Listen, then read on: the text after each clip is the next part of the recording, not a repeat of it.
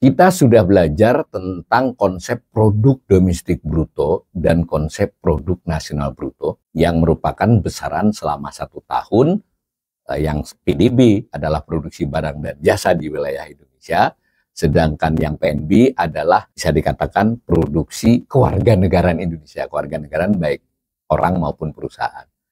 Nah, dalam hal ini Indonesia cukup besar, jadi masuk nomor 18 di dunia. Tidak pernah geming dari 15 sampai 20. Bahkan pemerintahan yang sekarang pernah menargetkan suatu saat nanti kita nomor 5 bahkan, nomor 7 atau nomor 5. Tetapi nanti dulu, itu bisa bias. Mengapa? Karena jumlah penduduk Indonesia termasuk yang banyak. Ya, dengan banyaknya penduduk itu kan banyak yang berproduksi dan banyak yang berkonsumsi. Jadi kalau PDB Indonesia dibandingkan dengan sebutlah PDB Malaysia, ya lebih besar kita pasti. Bahkan dengan Singapura saja kita bisa seimbang. Tetapi untuk perbandingan antar negara, itu umumnya adalah dengan mengaitkannya dengan jumlah penduduk. Disebut per kapita. Jadi kalau PDB ya PDB per kapita, kalau PNB, PNB per kapita. Jadi total nilai PDB dibagi jumlah penduduk. BPS memakai data jumlah penduduk di pertengahan tahun. Mereka punya proyeksi tentang jumlah penduduk. Nah, konsep dasarnya angka ini lebih menggambarkan, bisa dikatakan menggambarkan kesejahteraan misalnya, rata-rata pendapatan, bisa seperti itu.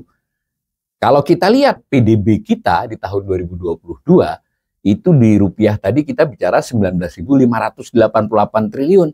Publikasi Bank Dunia menyebut dalam nilai dolar itu 1,32 triliun. Jadi cukup besar. Perlu kita ketahui hanya ada 20-an negara yang PDB-nya tahun 2022 itu di atas 1 triliun dolar. Ya, jadi kita besar. Nah, tetapi nanti kita akan lihat juga kalau dibagi dengan jumlah penduduk, apakah Indonesia masih termasuk yang besar. Nah, hal itu sebenarnya disadari oleh BPS. Jadi BPS juga melakukan perhitungan. Tentu kalau BPS lebih pada konsentrasi dengan PDB per kapita dalam rupiah. Nanti kalau kita lihat data Bank Dunia ada PDB per kapita dalam dolar. Jadi kita melihat bahwa PDB Indonesia dinyatakan dalam dolar termasuk 20 besar. Tetapi jika memperhitungkan jumlah penduduk, artinya PDB per kapita dinyatakan dalam dolar Amerika, Indonesia termasuk yang rendah. Peringkat kita dari 190 negara itu di kisaran 100. Bahkan di ASEAN saja yang hanya 11 negara, kita peringkat 5. Jadi kita belum termasuk yang tinggi dalam hal PDB per kapita. Tentu dengan demikian juga dengan GNI per kapita atau PNB per kapita.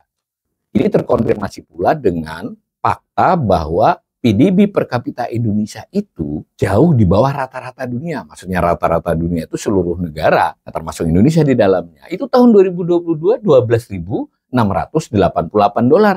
Tadi kita cuma 4.788. Bahkan karena Indonesia termasuk kelompok negara berpendapatan menengah atas, nah rata-rata negara berpendapatan menengah atas itu adalah sebesar 10.814. Jadi kita juga jauh di bawah itu.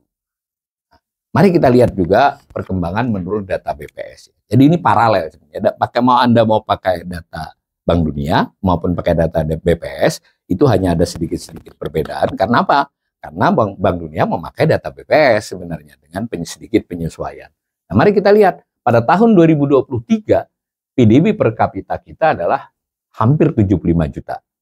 Data PNB belum ada ya.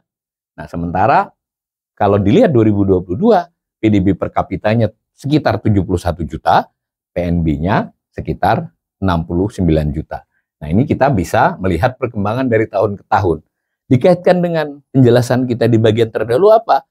Kita kan juga punya grafik yang serupa, tapi yang kita gambar adalah PDB total dan PNB total. Sedangkan ini per kapita.